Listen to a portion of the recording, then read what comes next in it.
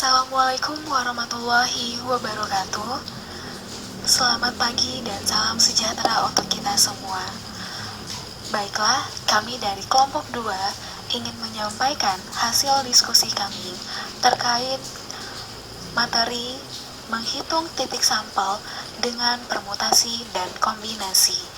Adapun anggota kelompok kami yaitu Andi Suparjo, Anissa Sarah, Chania Kastira, Esther Juniati Lauli, dan Fadila Haswanova dengan dosen pembimbing Bapak Dr. Yerizon MSI.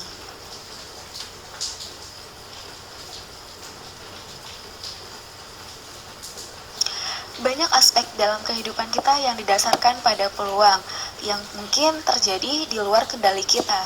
Namun pada matematika, untuk memprediksi suatu kejadian yang akan datang, itu digunakan konsep peluang. Mungkin saja kejadian itu sukses atau gagal, berhasil atau tidaknya. Nah, pada pembahasan kali ini, kami akan membahas tentang bagaimana cara untuk mempelajari atau menentukan ruang sampel dari suatu percobaan menggunakan prinsip perkalian, aturan permutasi, dan kombinasi. Ruang sampel adalah semua kemungkinan hasil yang muncul dari suatu percobaan, sedangkan titik sampel adalah anggota-anggota dari ruang sampel yang berkemungkinan muncul. Nah, untuk lebih jelasnya, akan dibahas satu persatu pada slide berikutnya. Baik, sebelum kita melakukan proses penghitungan titik sampel dengan permutasi dan kombinasi, ada baiknya kita lebih dahulu untuk mengetahui menghitung titik sampel dengan aturan perkalian. Bila suatu operasi dapat dilakukan dengan N1 cara, dan bila untuk tiap cara ini operasi kedua dapat dilakukan dengan N2 cara, maka kedua operasi itu dapat dilakukan bersama-sama dengan N1, N2 cara atau N1 dikali N2 cara.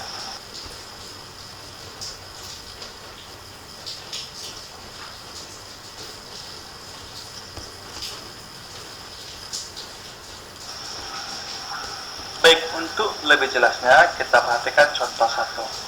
Berikut ini jalan yang dapat dilalui pengendara motor dari kota A ke kota C melalui kota B. Ada berapa cara yang dapat dilakukan dari A ke C? Kita perhatikan di situ terdapat gambar titik dari kota A ke kota C melalui kota B, di mana jalur dari kota A ke kota B itu dapat dilakukan dengan 4 cara. Dari kota B ke kota C dapat dilakukan dengan 3 cara. Jadi dari kota A ke kota C dapat dilakukan dengan kita dapat menggunakan aturan perkalian rumus perkalian tadi, yaitu N1 kali N2. Jadi 4 itu adalah N1, 3 adalah N2. Jadi 4 dikali 3 sama dengan 12 cara. Nah, untuk cara selanjutnya ataupun cara lainnya, kita dapat menggunakan cara lain itu dengan cara menghitung jumlah jalur dari tiap titik yang dilewati. Misalnya, dari kota A kita mau ke kota C, maka kita bisa melewati jalur 1 sampai di kota B, dan selanjutnya kita bisa melewati jalur 5 hingga sampai kita ke kota C. Itu seperti ini cara selanjutnya. Jadi kita dapat menghitungnya menjadi sini ada beberapa jalur yang dilewati oleh pengendara motor tersebut dari kota A ke kota C melalui kota B, sama juga yaitu sebanyak 12 cara.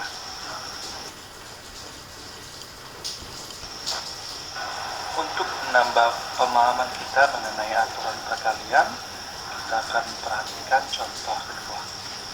Berikut ini jalan yang dapat dilalui pengendara motor dari kota A ke kota C melalui kota B. Nah, perbedaan soal ini dengan soal sebelumnya yaitu contoh 1, untuk soal yang kedua ini sudah mulai ada proses penambahan jalur ataupun jalan. Atau kalau di sekolah bisa kita katakan ini sudah mendekati HOTS. Jadi kita akan perhatikan. Nah, di contoh 2 dikatakan ada berapa cara yang dapat dilakukan dari A ke C. Maka kita dapat menyebutkan menjadi untuk kota A ke kota B ada 4 cara. Nah, untuk dari kota B ke kota C itu ada 3 cara. Sehingga dari kota A ke kota C melalui B Dulu kita dapat menggunakan aturan perkalian yang saya katakan tadi, itu N1 dikali N2 kan menjadi 4 dikali 3 sama dengan 12 cara. Selanjutnya untuk dari kota A ke kota D ada 2 cara, dari kota D ke kota C ada 1 cara. Maka dari kota A ke kota C paling kota D itu kita gunakan rumus aturan perkalian tadi, yaitu N1 kali N2 jadi 2 dikali 1 sama dengan 2 cara. Jadi dari kota A ke kota C baik melalui kota B maupun kota D ada 12 ditambah 2 sama dengan 14 cara. Baik, selanjutnya adalah mengenai aturan perkalian umum. Bila suatu operasi dapat dilakukan dengan N1 cara dan bila untuk setiap cara ini operasi kedua dapat dilakukan dengan N2 cara. Dan bila untuk setiap kedua cara operasi tersebut, operasi ketiga dapat dilakukan dengan N3 cara, dan seterusnya. Maka deretan K operasi dapat dikerjakan dengan N1, N2, sampai dengan NK, tergantung dari deretan K operasi sebanyak berapa diminta K operasinya.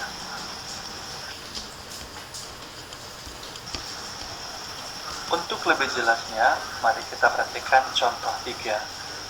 Berapa macam menu makan siang yang terdiri atas sup, sandwich, dessert, dan minuman yang dapat dipilih dari 4 macam sup, 3 jenis sandwich, 5 dessert, dan 4 minuman. Untuk menyelesaikannya, kita dapat membuatnya menjadi sup itu ada 4 macam. Kita ganti untuk sup menjadi permisalan atau berubah menjadi N1 sama dengan 4. Sandwich ada 3 jenis, maka juga kita ganti untuk kata sandwich, permisalan sandwich menjadi N2 yaitu sama dengan 3. Dessert ada 5, kita ganti juga kata dessert menjadi permisalan yaitu N3 sama dengan 5. Minuman ada 4, untuk kata minuman juga kita ganti dengan permisalan 4 sama dengan 4. Maka sesuai dengan aturan perkalian umum, kita dapat menentukan berapa macam menu makan siang yang terdiri dari atas sup, sandwich, dessert, dan minuman menjadi yaitu N1 dikali N2 dikali N3 dikali N4 itu sama dengan 4 dikali 3 dikali 5 dikali 4 sama dengan 240. Maka terdapat 240 pilihan menu makan siang untuk jenis yang terdiri dari sup, sandwich, dessert, dan minuman.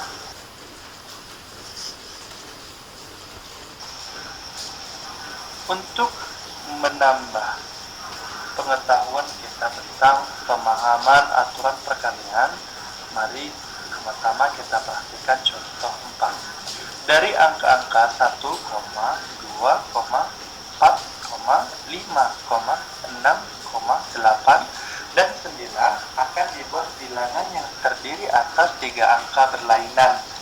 Banyak bilangan yang dapat dibuat adalah dari sini kita bisa perhatikan bilangan yang terdiri atas 3 angka merupakan bilangan ratusan.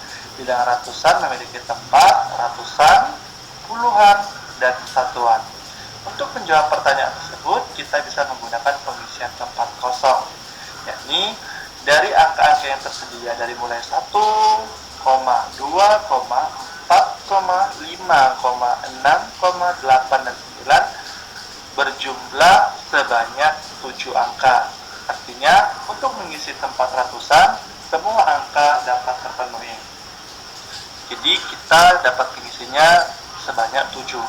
Selanjutnya, untuk kolam puluhan ataupun kotak puluhan, kita dapat mengurangkan 1 dari total angka. Mengapa? Karena syaratnya adalah terdiri atas 3 angka berlainan. Berarti ada salah satu angka yang sudah terpakai dan tidak bisa dipakai lagi.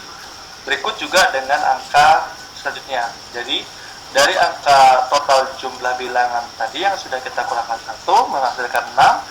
Untuk selanjutnya kita kurangkan 1 kembali karena syarat dari soal tersebut adalah 3 angka berlainan. Jadi 6 dikurang 1 adalah 5. Jadi banyak bilangan yang dapat dibuat adalah 7 dikali 6 dikali 5. Maka menghasilkan yaitu 210. Baik, terima kasih. Saya akan kembalikan ke moderator. Assalamualaikum warahmatullahi wabarakatuh.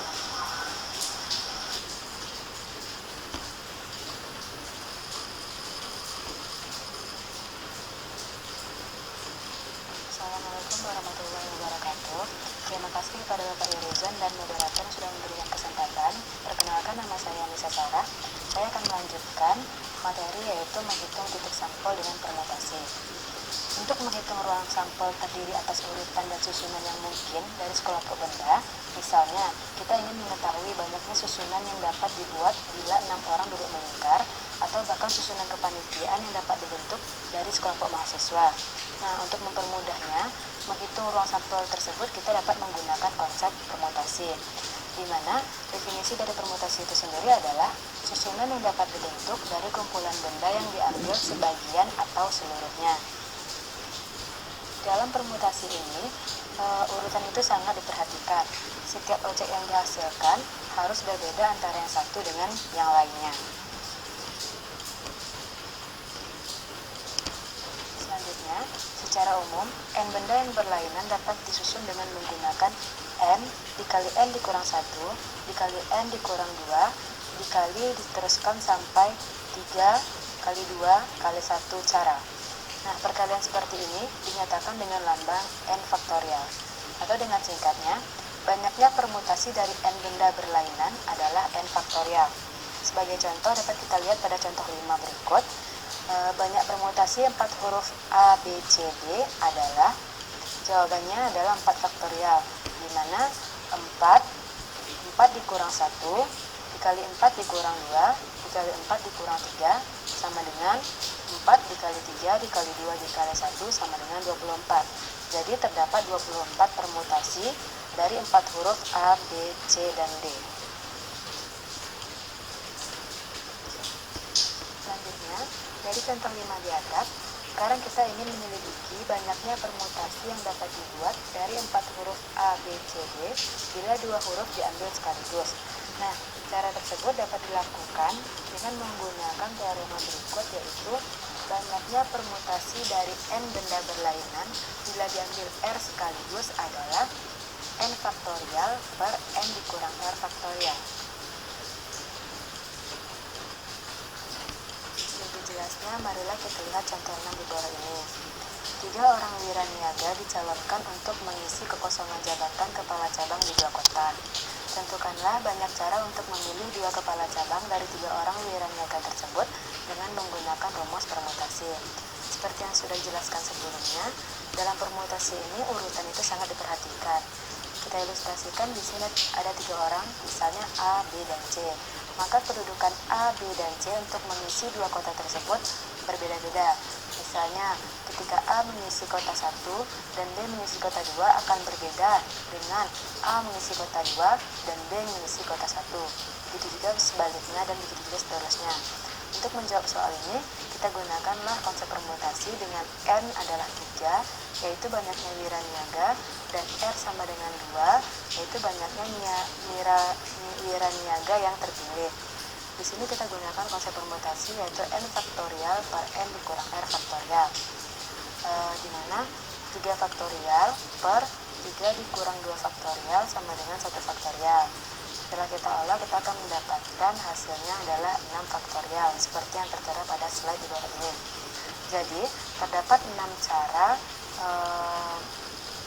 3 orang wiraniaga tersebut mengisi jabatan kepala cabang di 2 kota.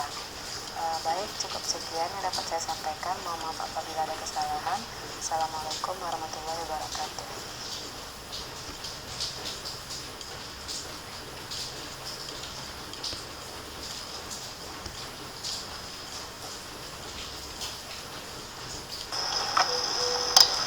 Terima kasih waktu dan kesempatan yang telah diberikan kepada saya.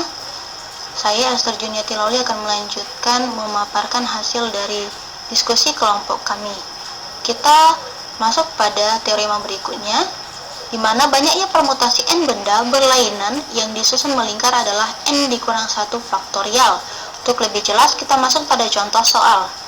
8 orang ilmuwan duduk melingkar di sebuah meja bundar untuk membahas sebuah proyek tertentu. Berapa banyak cara agar para ilmuwan dapat duduk melingkar dengan urutan yang berbeda? Terlebih dahulu, kita sudah mengetahui bahwa ada 8 orang ilmuwan yang duduk melingkar. Untuk mendapatkan banyaknya cara agar para ilmuwan dapat duduk melingkar dengan urutan yang berbeda, maka kita mengambil salah satu dari 8 orang ilmuwan untuk berada di satu posisi yang tetap, sehingga banyak cara agar para ilmuwan dapat duduk melingkar dengan urutan yang berbeda, yaitu kita dapat menggunakan rumus n dikurang 1 faktorial. Maka 8 dikurang 1 faktorial sama dengan 7 faktorial sama dengan 7 kali 6 kali 5 kali 4 kali 3 kali 2 kali 1 sama dengan 5040 cara. Maka banyaknya cara agar para ilmuwan dapat duduk melingkar dengan urutan yang berbeda adalah 5040 cara. Selanjutnya, kita masuk pada teorema berikutnya, di mana banyaknya permutasi yang berlainan dari n benda bila n1 diantaranya berjenis pertama, n2 berjenis kedua sampai dengan ke nk berjenis ke k adalah n faktorial per n1 faktorial kali n2 faktorial sampai dengan ke nk faktorial. Nah, sekarang kita masuk pada contoh. Contoh berikutnya yaitu, ibu ingin membagikan 5 lembar uang 10 ribuan, 3 lembar uang 5 ribuan, dan 1 uang 1000-an kepada 9 anaknya. Jika setiap anak hanya menerima 1 macam uang, ada berapa cara ibu dapat membagikan uangnya? Nah, cara pertama, kita lihat terlebih dahulu bahwa banyaknya anak ibu ini adalah 9 orang anak. Kemudian uang yang 10 ribuan sebanyak 5 lembar.